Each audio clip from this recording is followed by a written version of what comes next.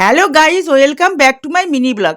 আজকে বানিয়ে নিচ্ছি চিংড়ি ভাপা। তার জন্য প্রথমেই আমি আমার ব্যালকনির গাছে যে লঙ্কা হয়েছে গাছে, আমি সেই লঙ্কা দিয়ে চিংড়ি বানাবো। তার জন্য দেখো, এই যে লঙ্কা আমি তুলে নিচ্ছি।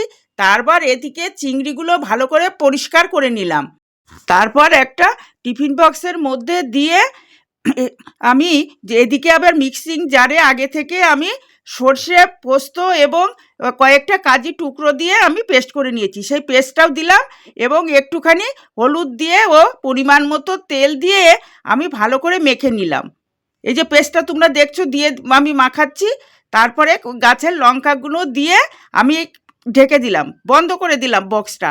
আর এদিকে আমি ওভেনে কড়াইতে জল দিলাম স্টিম করতে, মিডিয়াম আঁচে। তারপরে 15 থেকে 20 মিনিট পর্যন্ত সিদ্ধ হলো, তারপরে নামিয়ে নিচ্ছি। এবারে এই যে ভাতের সঙ্গে সার্ভ করে দিচ্ছি গরম গরম। তাহলে আজকের মতন এই পর্যন্তই, টাটা। আবার অন্যদিন অন্য ভিডিও নিয়ে হাজির হয়ে যাব।